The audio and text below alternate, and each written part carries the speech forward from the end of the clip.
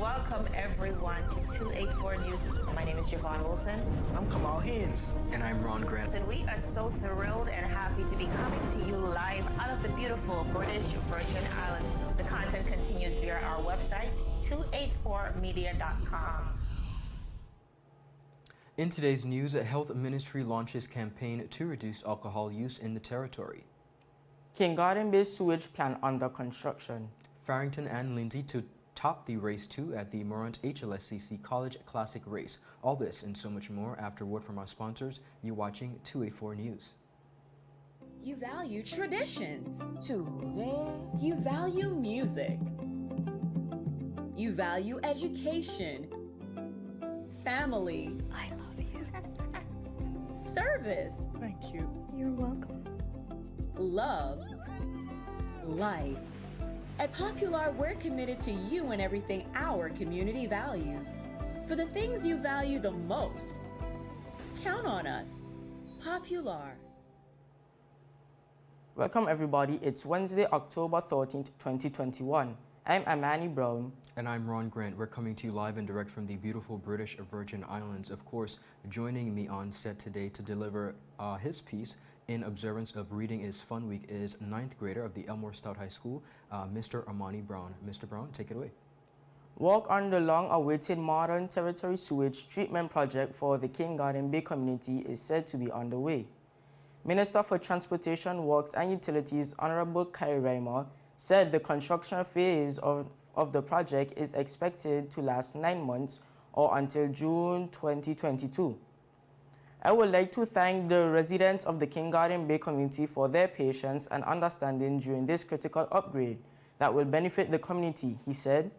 Honorable Reimer at a recent sitting of the House of Assembly stated that his ministry was prioritizing the Garden Bay and Eastern communities for a comprehensive overhaul and completion of the sewage system.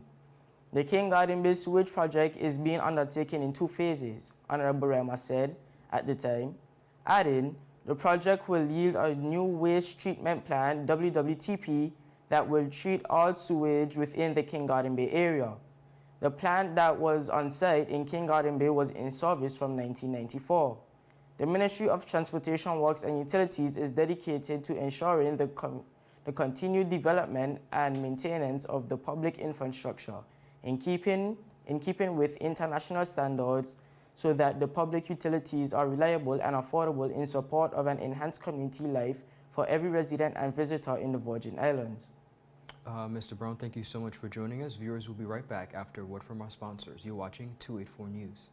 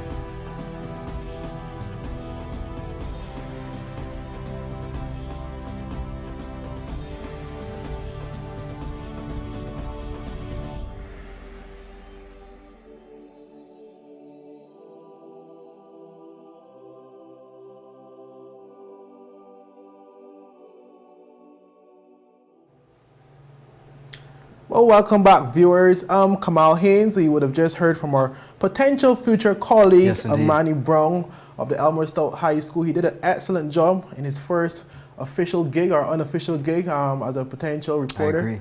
I agree. Kudos to that young gentleman. We start from my story now. Premier Andrew Fahie has made it clear to persons both local and abroad that the British Virgin Islands is ready ahead of the resumption of cruise vessels, which will commence calls today, October 13th. Premier Fahie made the comments during the specially held ceremony at the Cyril B. Romney Tortilla Pier Park on Tuesday for the return of cruising to the territory. We're ready for the return of cruise tourism since COVID-19. We're ready to see our taxi operators doing tours again. We're ready to see our Cyril Romney Tortola Pear Pack vendors increasing their sales and even having sales again. We're ready to see our Craft of Life vendors making money again. We're ready to see the marine side that benefits from this making money again. We're ready to see even the ships that will be calling to the sister islands and anchoring out there and some leaving from here so that they can get their share of the economic pie. We're ready to see this happen again. This is not just a ceremony of saying we are ready. It's a ceremony to saying that we have restored hope in the Virgin Islands with God's help. And once you have hope, you have it all because hope is God. So we are ready. While Premier Fahie also assured residents that the health practices of cruise ships in the event of a COVID-19 outbreak is top level, stating that they have upgraded to their standards and practices, which are even safer when compared to on-land practices. But we have to practice all the safe health measures. And let me tell you, however, while the protocols we have established with the ships, they have better protocols than even most of the hotels and most other industries. Cruising has changed significantly, and there's a lot for you to know that you're almost more safe on a cruise ship dealing with COVID now than you are on land, with how many measures they have changed up.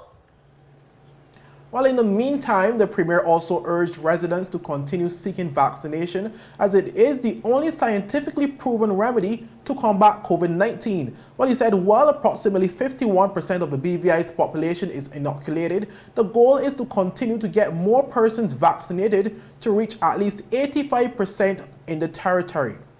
While the protocols are good, we still believe in the value of the vaccines. I cannot leave without saying that therefore, although this government does not make the vaccines mandatory, I believe in the freedom of choice. Just like salvation is up to you to choose it or not. But we strongly recommend that you be vaccinated. I urge everyone under my sound, my voice, to please be vaccinated. We are now up, I think, around 51% and climbing of the population vaccinated. Some people say that's good because once you get more than 50%, you pass a test. Not at all. We don't want to just be at 50, 51%. We want to get the vaccination numbers up to 85, 90, and it'll even be good to be 100%, but I'm a realist. So let us get out there and become vaccinated. Next to God's grace in terms of prayers, it is the only thing that God has allowed on the earth for us to use through the scientists that He have given us to be able to combat this wicked virus in spirit, I call it, named Corona, COVID-19. So please be vaccinated. Well, viewers, the first vessel berthed to the territory today was Seabourn Odyssey. And Ron, this is so actually, very good news, as I would have told our colleague Javon yesterday when they would have announced 170 plus confirmed calls to the territory between now and next year, and that is obviously we would have seen the first vessel this today, October 13th, Seabourn Odyssey, and I'm sure that the stakeholders, whether it be the taxi operator, the vendors at the Cyril B. Romney Tortola Pier Park and others, would be obviously happy and to welcome this cruise back to the territory. I do indeed believe that we're all happy to welcome the cruise ships back to the territory. Of course, there are a lot of elements that would play into whether or not those passengers that are disembarking are actually spending, whether they're allowed to spend, because we are yet to have been confirmed as it pertains to what a bubble will look like as it pertains to vaccinated and unvaccinated. So there still isn't, even with the opening of the cruise season, and we're now welcoming cruise ships back, which we're absolutely happy for. That clear, decisive border and measure has not been outlined as it pertains to the bubble, but nevertheless, we're still happy to welcome persons to our shore. Indeed. Well, viewers, up next, Health Ministry launches campaign campaign to reduce alcohol use. And also we see the junior VG Bayside Blazers management saying that the game was abandoned and not forfeited, and calls for rescheduling of the final to determine the true champions of the basketball competition. But we hear these stories after a word from our sponsors. The wait is over. CCT Fire is here. Experience ultra-fast downloads, seamless streaming, and even more reliable connectivity on an all-new fire-blazing super-fast CCT Fiber network. CCT Fire. Bring it home and upgrade today. Viewers, welcome back. Thanks so much for sticking with us. Residents of the Virgin Islands are being challenged to go sober for the month of October following the launch of a campaign to reduce the harmful use of alcohol territory-wide. Now, the first annual Dry October campaign was launched by the Ministry of Health and Social Development and is aimed at sensitizing the people of the Virgin Islands to the harmful effects of the abuse of alcohol and encouraging people to drink less. Now, public health nutritionist Ms. Patrice Maduru said that according to the 2009 STEPS survey, excessive consumption of alcohol is a major health risk, and the behavior is occurring increasingly among the male population, with 50% consuming alcohol and some 27% engage in heavy episodic drinking. Ms. Maduru continued by saying, and I quote, "The abuse of alcohol is one of 4 modifiable risk factors contributing to non-communicable chronic diseases, especially obesity, cancers, heart disease. There's also an association between the learning difficulties, memory loss, poor mental health, and alcoholic abuse. During the month of October, persons are encouraged to think about their alcohol consumption and to take on to the challenge to abstain." Ms. Maduru said that alcohol being free for 31 days shows us that we do not need alcohol to have fun, to relax, or to socialize. It helps us, she said, to lean on the skills we need to manage our drinking.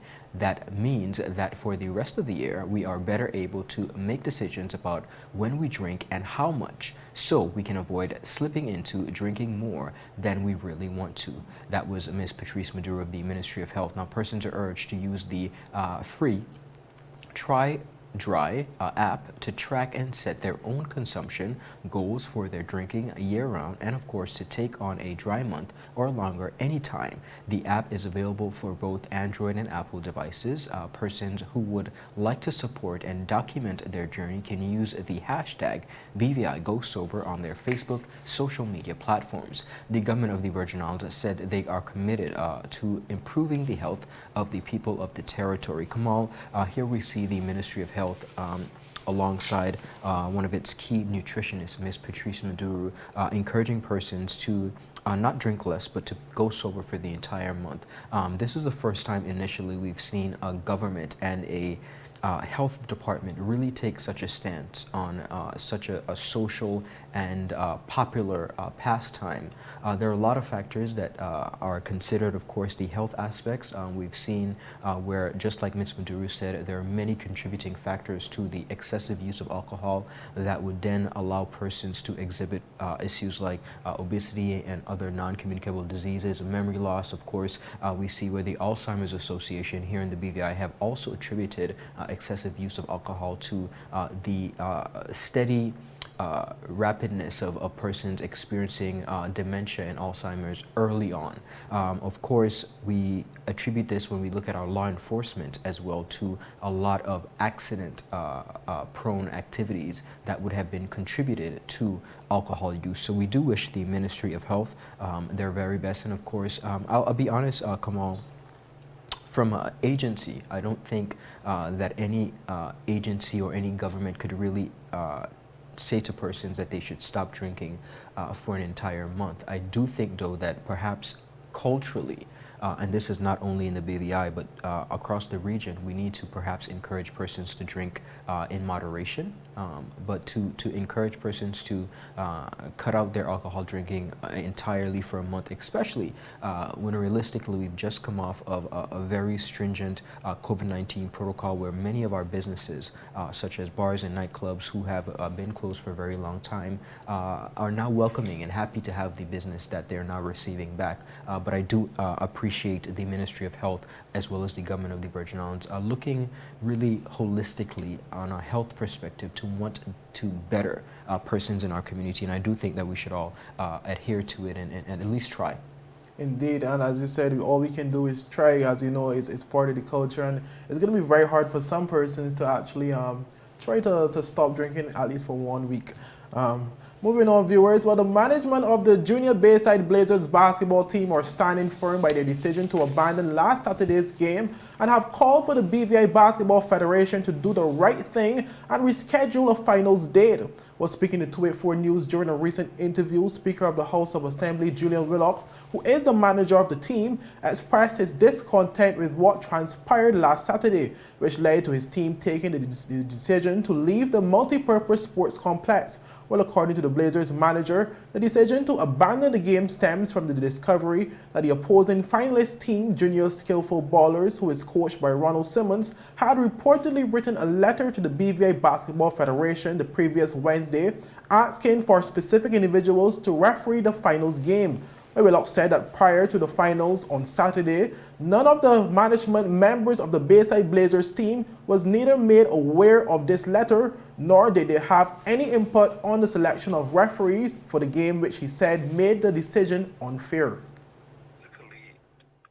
You cannot have a situation whereby one coach picks a referee to officiate a game, while it is the right of every team to protest any matter that they deem is not fair to them.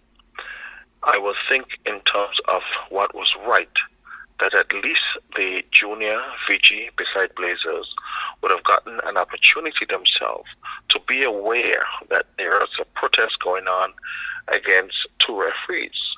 Who knows, perhaps the management of Bayside Blazers might have had their own counter-protests about referees.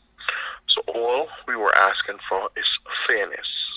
It was unfair and unjust for the BVI Basketball Federation, along with Coach Rodney Simmons, better known as Gola, to all on themselves decide which referee they want to referee a game. So, in other words, one team will clearly facilitated over another. That is not fair. Well, the manager also said that it was this chain of events which led to management making the decision to abandon the game and head back to Virgin Gorda. That is not right. So, with that, the Bayside Blazers coaches and managers decided that we could not play under those hostile conditions, so we went back to Virgin Gorda. The BVI Basketball Federation, again, in error, has now awarded the championship trophy to the junior skillful ballers without even suspending the game, giving both sides a time to air their views, coming up with a solution that fits both teams. Again, it shows the blatant injustice and what was unfair to only one team, the junior. Willock also made it clear that his team did not forfeit the game as they fulfilled the required obligations set out by the BVI Basketball Federation's rule and showed up on the game to the game on time and were present for the initial start. Well, he therefore believes that due to the many discrepancies discovered, a fair decision should be made to retract the awarded trophy and allow the children to play for the championship in a rescheduled final. If the BVI Basketball Federation wants to maintain its integrity and maintain the credibility of basketball, what they ought to do is retract the trophy from junior skillful ballers and allow the game, the final game, to be played where there's mutually agreed referee, and that we Bayside Blazers could live with, that you get different referees, retract the decision by the Basketball Federation to unjustifiably award the game to junior skillful ballers. Because look at what also happened. When we got there around 8 o'clock, it was this coach of junior skillful ballers who refused to play because of who the referees were. That itself should have been a forfeiture. Why wasn't the game forfeited then? So they went out of their way to facilitate one team. Why should we have played under those circumstances? And now because we left, it became a forfeiture. But when Coach Gulla refused to play with the referees that were assigned, no one talked about a forfeiture. So from the get-go, fans and basketball enthusiasts could have seen that they had the deck stacked against the junior. 284 News also reached out to President of the BVI Basketball Federation, Derek Varlak, who said that there were plans to hold a press conference on the matter to allow both teams to vent their concerns and find a way forward. Well, viewers, that press conference has since been rescheduled, or scheduled more so for tomorrow, Thursday, October 14th at 10 a.m. at a multi-purpose sports complex facility. Ron, we will really do look forward to see the outcome of that press conference, to see how this game will go forward, whether there will be a game or whether the decision will stand to allow junior skillful ballers to remain as the junior champions. And of course, viewers, we will keep you posted. Up next, we have so much more in store, but we're going to take a quick commercial break. We'll be right back after a word from our sponsors. You're watching 284 News. Is business slow? Cash flow down? Hosting an upcoming event? We can help. Advertise with 284 Media and take your business or event to the next level by enhancing your present marketing and messaging strategies. Allow our team of experts to create a personalized ad that sets your business apart from all the rest. This could be your business or event. So, what are you waiting for? Contact our marketing team at 284media@cctbvi.com. Advertising with us works. Brilliant Hands and Minds Tutoring Services. One-on-one tutorials in math and English, intense homework assistance, academic enrichment, school projects, effective communication and public speaking development, sign language for adults and children on Saturdays only. Registered with the Virgin Islands High School Certificate Program, Brilliant Hands and Minds can help you too. Offering intense curriculum-based training to help you or your loved ones get their high school diploma. It's time to make your family's education a #1 priority. Hurry, space is limited. Brilliant Hands and Minds Learning Center.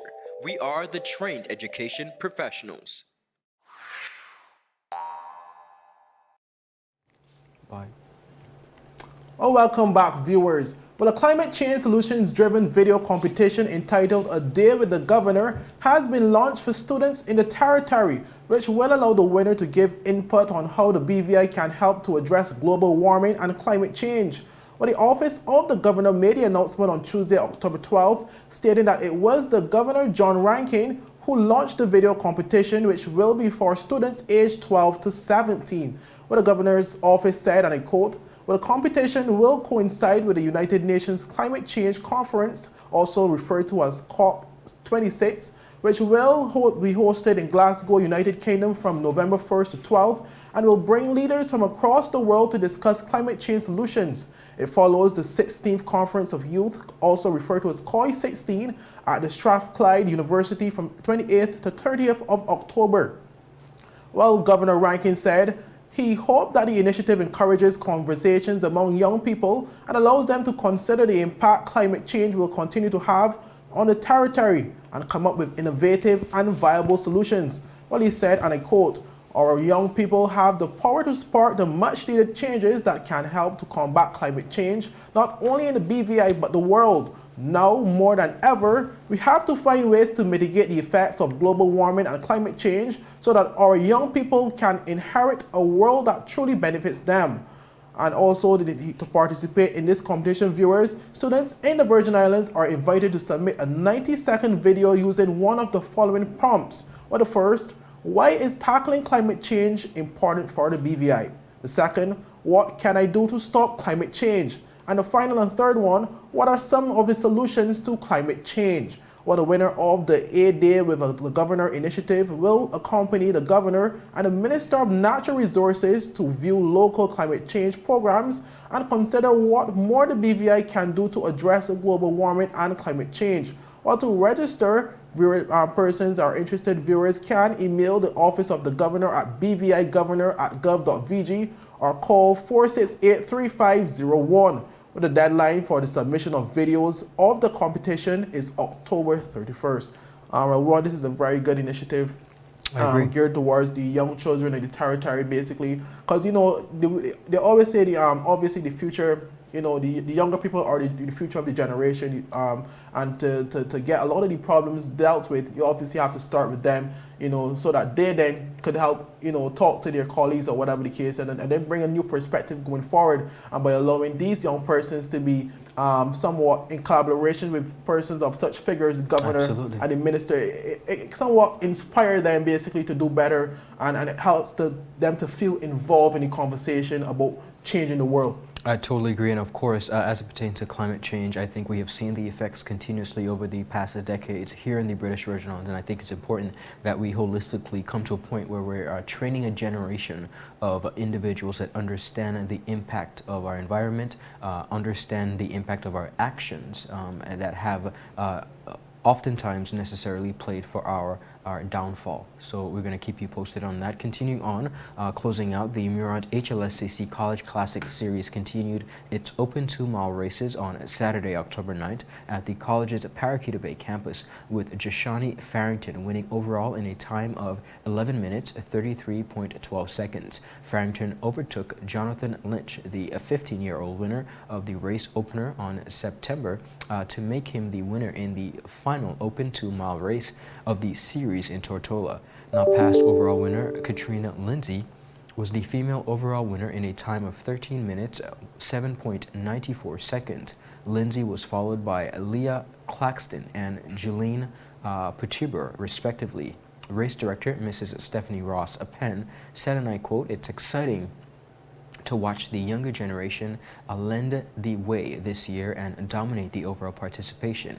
The race series under the theme Moving Together for Fun of It All will conclude its Tortola leg on October 30th at the end of the month with a special 1-mile race for under 11 participants and return of the elite 2-mile relay exchange. Relay teams can be mixed gender and must consist of 3 persons.